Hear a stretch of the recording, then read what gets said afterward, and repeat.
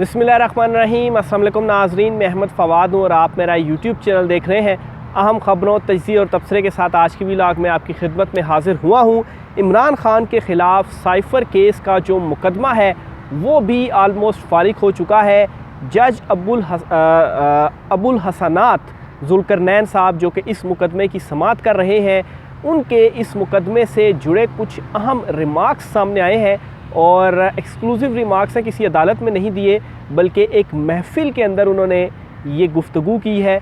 और इस गुफ्तगू में उन्होंने ये कहा है कि इमरान खान के हवाले से एक जो मैंने फ़ैसला दिया है वो इमरान खान के हक़ में ही साबित हुआ है, इमरान खान को उसका फ़ायदा हुआ है।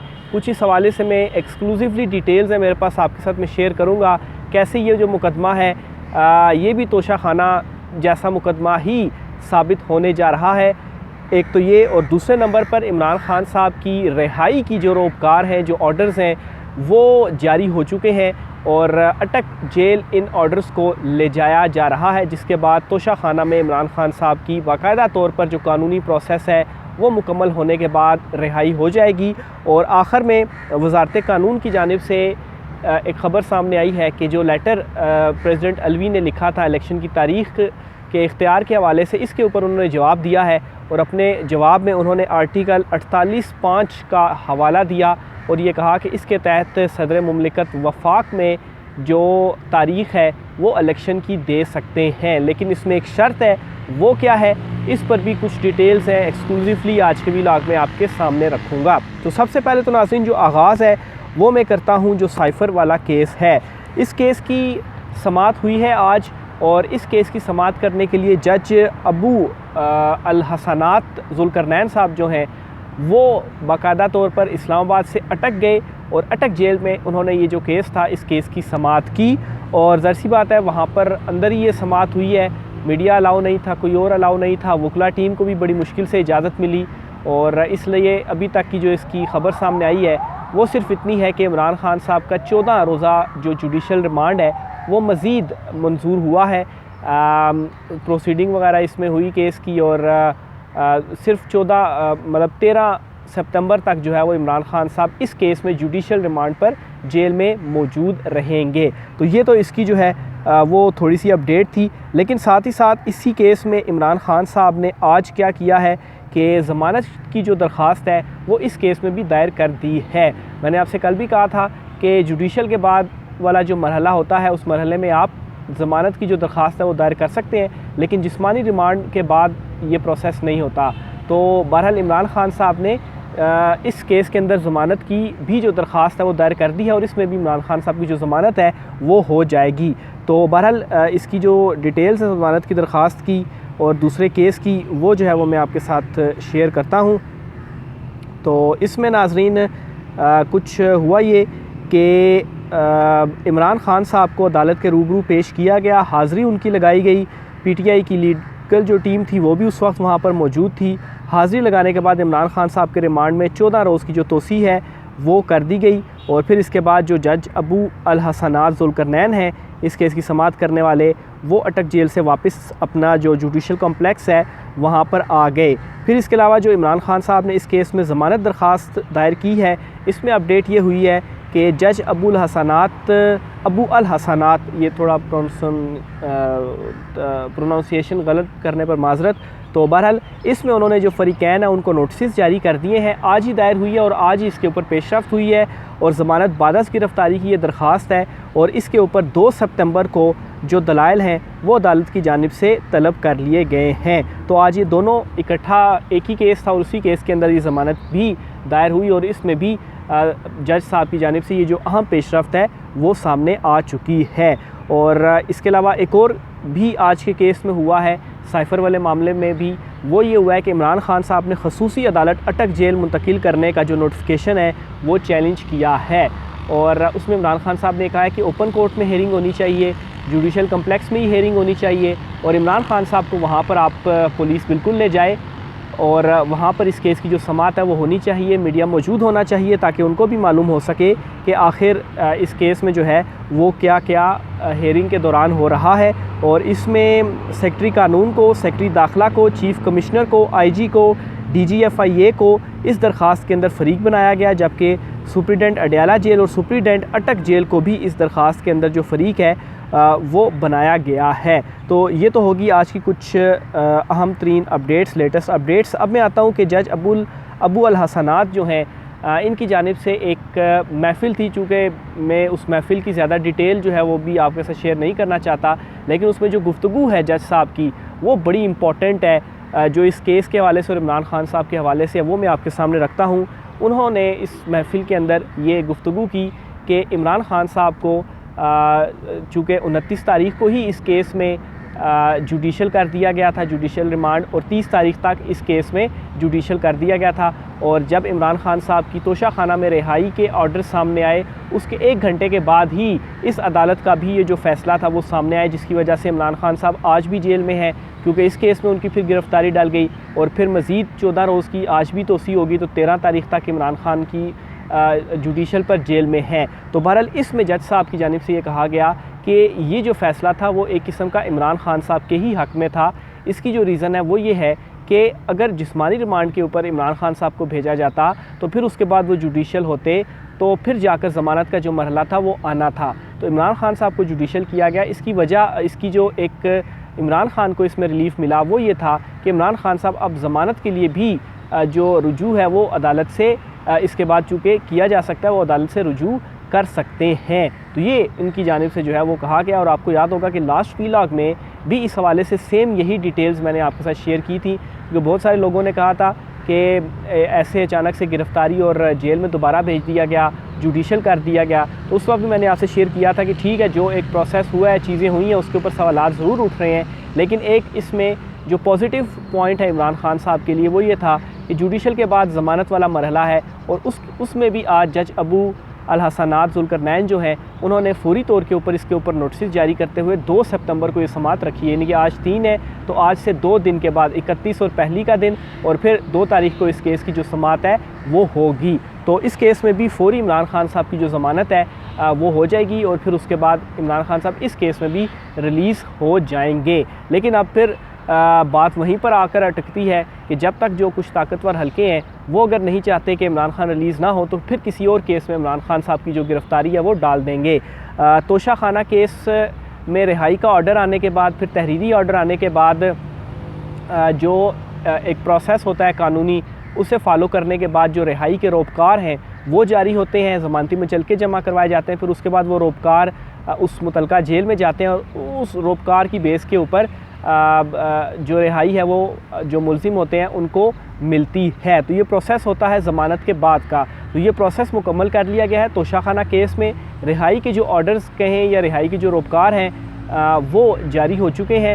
Islamabad high court registrar office ने उनको जारी कर लिया है, और ये जो रोपकार हैं, एक किस्म के ऑर्डर ही आप कह लें, ये अटक जेल में भी भिजवा दिए गए हैं। तो इस केस में तो इमरान खान साहब की जो रिहाई का मामला है वो अब बिल्कुल सेटल हो चुका है, और इमरान खान साहब इसमें फ्री हैं। जो दूसरा मैटर है जिसमें इमरान खान साहब साइफ़र में अभी जेल में मौजूद हैं, इसमें 2 तारीख़ को इमरान खान साहब की अब जो ज़मानत है उसकी दरख्वास्त के ऊपर समाअत की जाएगी। तो ये तो आज की कुछ अदालती महाज से कुछ इंपॉर्टेंट ख़बरें थी इमरान खान साहब के लिए। आगे चलते हुए आपको बताऊं कि जो माफ़ कीजिएगा, जो सदर मुमलिकत ने लेटर लिखा था एक वज़ारत कानून को कि बताया जाए कि आया इलेक्शन की तारीख़ देने का इख्तियार सदर के पास है या इलेक्शन कमीशन के पास है, क्योंकि इलेक्शन एक्ट के मुताबिक इलेक्शन कमीशन के पास है, और आइन के मुताबिक ये इख्तियार सदर मुमलिकत के पास है। तो प्रेसिडेंट ने लेटर लिखकर चीफ़ इलेक्शन कमिश्नर को मुलाकात के लिए बुलाया था, मामले के ऊपर डिस्कशन के लिए बुलाया था, लेकिन चीफ़ इलेक्शन कमिश्नर ने ये कहकर इनकार किया कि ये इख्तियार हमारे पास है, हम देंगे। तो इस पर प्रेसिडेंट ने लेटर लिख दिया था वज़ारत कानून को, और उनसे राय मांगी थी कि आप राय दें कि आपकी अब राय क्या है, ताकि फ़र्दर सदर जो है वो इसके ऊपर कोई अपना जो लाहे अमल है वो अपना सकें। अब थोड़ा ज़ोर से सुनिएगा कि वज़ारत कानून ने इसके ऊपर जो जवाब है वो क्या दिया है, और कैसे एक नुक्ता उन्होंने दे दिया प्रेसिडेंट को कि इस नुक्ते के तहत आपके पास ये इख्तियार है कि आप वफाकी हुकूमत की हद तक इलेक्शन की तारीख़ दे सकते हैं। अच्छा, एक तो जो इसका जवाब दिया गया, इसमें यह कहा गया जी कि पार्लियामेंट की जानिब से की गई इलेक्शन एक्ट में तरमीम के बाद इंतखाबात की तारीख़ का इख्तियार इलेक्शन कमीशन को हासिल है। ज़ाहिर सी बात है इलेक्शन एक्ट में तो वही तारीख़ है, लेकिन ये शिक आइन से मुतसादम है और आइन के तहत सदर के पास ये इख्तियार है। अच्छा, सदर मुमलिकत को नई तरमीम के तहत इलेक्शन की तारीख़ देने का इख्तियार हासिल नहीं। सदर मुमलिकत ने इलेक्शन कमीशन की जानिब से मुशावरत से इनकार पर वज़ारत कानून से राय तलब की थी। अच्छा, अगर सदर मुमलिकत आर्टिकल 58 के तहत आज खुद असम्बलियाँ तहलील करते तो फिर सदर मुमलिकत के पास इलेक्शन की तारीख़ देने का इख्तियार था। असम्बलियाँ वज़ीर-ए-आज़म की सिफारिश पर तहलील हुई, इसलिए इलेक्शन कमीशन के पास तारीख़ देने का इख्तियार है। नए इंतखाबी कानून के तहत इलेक्शन कमीशन को तारीख़ देने का इख्तियार है। अच्छा, एक तो ये बात हो गई कि इलेक्शन एक्ट का हवाला देकर उन्होंने कह दिया जी कि इलेक्शन कमीशन के पास है, लेकिन दूसरी बात वो क्या कहते हैं, वो काबिल गौर है, वो सुनिएगा। सदर मुमलिकत की दलील दुरुस्त भी मान ली जाए तो आर्टिकल 48(5) के तहत सिर्फ कौमी असम्बली की तारीख़ दे सकते हैं। अब यहाँ पर वो ये कहते हैं जी कि सदर मुमलिकत की दलील दुरुस्त मान ली जाए। दलील कौन सी वाली कि आइन के तहत ये सदर का इख्तियार है, और अगर इसको मान लिया जाए तो इसके तहत 48(5) के तहत सिर्फ कौमी असम्बली की तारीख़ जो है वो सदर मुमलिकत दे सकते हैं, और वाकई कौमी असम्बली की ही तारीख़ सदर मुमलिकत दे सकते हैं। सूबाई असम्बलियों की जो तारीख़ है वो प्रेसिडेंट नहीं देंगे, वो जो गवर्नर है सूबे के वो उनकी जो तारीख़ है इलेक्शन के हवाले से वो देंगे। तो यहाँ पर जो बात है वो कौमी असम्बली के हवाले से ही हो रही है। अब मैं आता हूँ कि वज़ारत कानून ने तो दोनों चीज़ें बजाय ऐसे कि अपनी राय देने के या एक बात करने के, उन्होंने दोनों बातें कर दी जी कि इलेक्शन एक्ट उन्होंने जो तरमीम की है उसके मुताबिक इलेक्शन कमीशन देगा तारीख़, लेकिन अगर सदर मुमलिकत की जो दलील है आइन वाली के आइनी तौर पर तो उनका इख्तियार है, तो फिर उसके तहत सदर मुमलिकत जो है वो तारीख़ दे सकते हैं। लेकिन ये मामला बिल्कुल क्लियर है कि आइन से मुतसादम कोई भी कानून नहीं हो सकता। अगर इलेक्शन एक्ट की कोई शिक आइन से मुतसादम है तो वो फिर कायम नहीं रह सकती। अदालती सुप्रीम कोर्ट के फ़ैसले इस हवाले से मौजूद है, और वकला कानूनी माहिरीन की राय इस हवाले से मौजूद है कि प्रेसिडेंट ऑफ पाकिस्तान के पास ही ये इख्तियार है। तो अब इसके ऊपर प्रेसिडेंट जो है वो कैसे अपने इस इख्तियार को इस्तेमाल करते हैं, ये जो है वो बहुत ज़्यादा इम्पॉर्टेंट होगा। माफ़ कीजिएगा, पिछले कुछ दिनों से जो तबीयत है वो काफ़ी ज़्यादा नासाज है। वीलॉग्स में आप शायद थोड़ा सा आवाज़ में फ़र्क भी महसूस कर रहे होंगे, तो उसकी रीज़न यही है कि पहले बुखार था, बुखार में अब काफ़ी बेहतरी है, लेकिन गला ख़राब होने की वजह से बोलने में काफ़ी ज़्यादा जो दुश्वारी है वो पेश आ रही है। तो बहरहाल ये कुछ आज की अहम तरीन जो तफसीलात हैं वो मैंने आपके साथ जो है वो शेयर की हैं। फिर इसके अलावा आज बड़ा एक इंटरेस्टिंग मुकालमा हुआ है जो जज अबू अल हसनात ज़ुल्करनैन हैं उनका और PTI के जो वकील हैं शेर अफजल मुरवत का, इनके दरमियान जो शाह महमूद कुरैशी का जो केस एक चल रहा है, क्योंकि उनको तो यहाँ पर ही जुडिशल कम्प्लेक्स में पेश किया जाता है इस केस के दौरान। तो ये मुकालमा भी बड़ा ज़बरदस्त है, ये मैं आपके सामने रखता हूँ। इसमें शेर अफजल मुरवत PTI के वकील कहते हैं जज साहब से कि क्या आपको अदालत अटक जेल में लगाने का NOC मिला था, जिस पर जज साहब ने कहा मुझे अटक जेल में साइफ़र केस की समाअत करने का NOC मिला था, क्योंकि इसको इमरान खान साहब ने चैलेंज भी किया और वो इसके अगेंस्ट भी हैं। तो ये आज दौरान समाअत भी जो मामला था वो उठाया गया। अच्छा, फिर PTI के वकील कहते हैं क्या आपसे हुकूमत ने अटक जेल समाअत मुंतकली पर राय ली थी? जज साहब ने कहा मुझसे हुकूमत ने समाअत अटक जेल मुंतकली पर राय नहीं ली, जिस पर PTI के वकील ने कहा फिर आपने कैसे अटक जेल मुंतकिल करके साइफ़र केस की समाअत कर ली? तो ये उन्होंने कहा, और इसके साथ ही वो जेल से जो है वो रवाना भी हुए। अच्छा, इस पर जो जज अबू अल हसनात ज़ुल्करनैन साहब हैं उन्होंने कहा कि सिक्योरिटी वजूहात के बायस अटक जेल में समाअत की। फिर शेर वकील PTI ने कहा कि आपने आज चेयरमैन PTI को यहाँ पेश करने का हुक्म जारी किया था, क्या आपने चेयरमैन PTI को अदालत पेश करने का अपना हुक्मनामा वापस लिया? जज साहब ने कहा मैंने अपना हुक्मनामा वापस नहीं लिया। तो ये आज बड़ा इंटरेस्टिंग जो गुफ्तगू थी वो हुई, और इसके बाद खैर वो फिर रवाना हो गया अदालत से।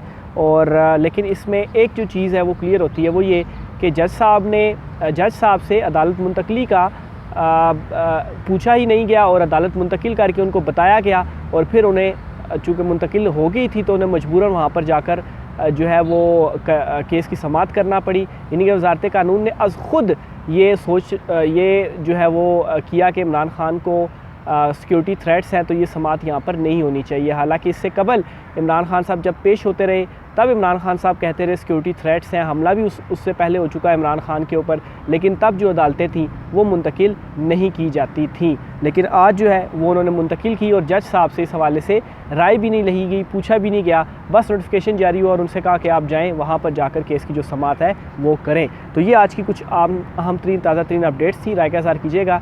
मुझे इजाज़त दीजिए। अल्लाह हाफ़िज़।